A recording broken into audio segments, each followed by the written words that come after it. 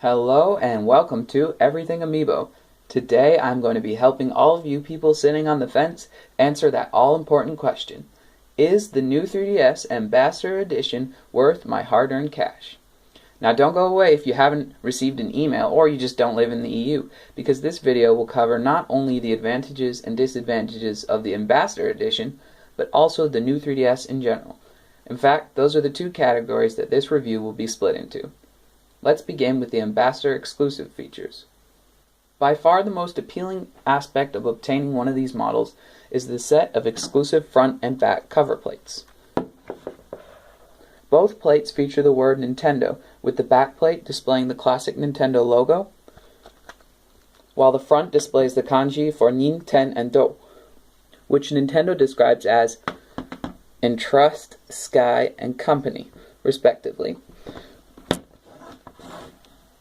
Despite their insane gloss and beautiful simplistic design, these faceplates actually carry a huge disadvantage. If we assume that all the Japanese standard console colors, faceplates, and other accessories will be hitting the West at some point in the near future, the only part of this package that will remain exclusive is the set of Nintendo faceplates. The Smash Bros. Faceplates, white charging dock, white stylus, and even the white 3DS itself will become available to the public, most likely at launch. This greatly depreciates the value of the Ambassador Edition as an exclusive, but it brings us on nicely to my next point. Although it's not a physical feature, the idea of receiving new hardware potentially 3 or so months early is tempting to say the least. You've got bragging rights with your friends, you'll have the internet at your feet, and in my case you can finally replace that old original 3DS with the broken L and R buttons and those stupid marks on the screen. The last Ambassador feature isn't exclusive, but it's most likely not to be included in future standard bundles. I'm talking about the Smash Bros. Cover plates and the charging dock, of course. I have a feeling that each new 3DS on launch will simply contain its standard cover plates, the console, and the papers. But seeing as Nintendo hiked up the price from £156 quoted as the value of the console to £180, you're not exactly getting these extras for free. Alright, now we're on to the second half of this video, where I'll be detailing the advantages and disadvantages of the new 3DS in general. Let's start with size. The heights of the new and original 3DSs are very similar, so the new 3DS's disadvantage is negligible.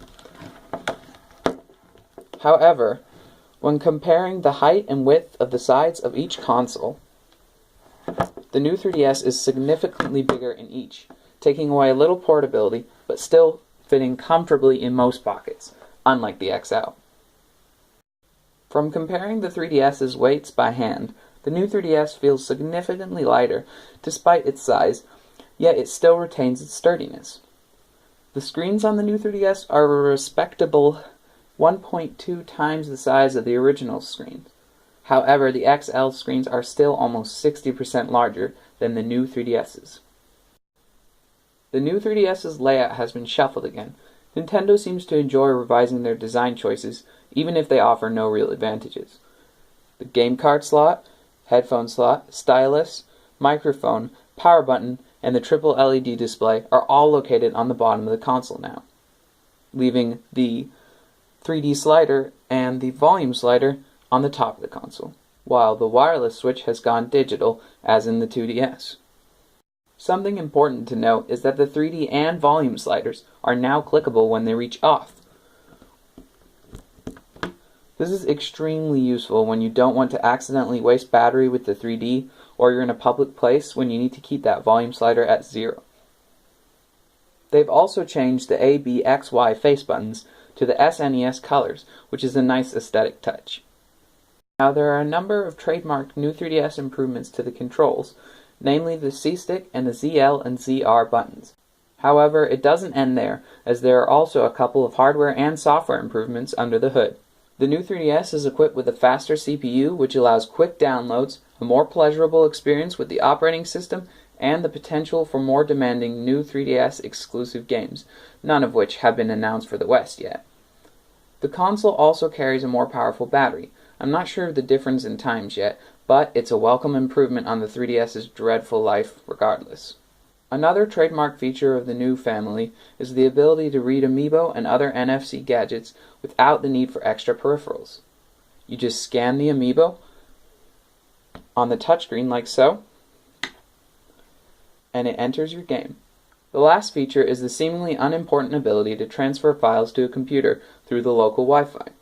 But this is extremely necessary due to the fact that the SD card has gone micro and is now trapped behind a screwed-on faceplate.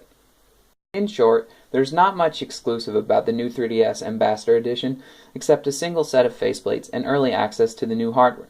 However, if you're upgrading from a worn-out 3DS original, I absolutely recommend you take the plunge. And even if you're an XL user, if you can handle the smaller screen size and you've got the money, there's very few reasons to hold off. Let me know in the comments below what your thoughts on the new 3DS and the Ambassador Edition are, and if you enjoyed the video, make sure you give it a like and subscribe to Everything Amiibo. Thanks for watching.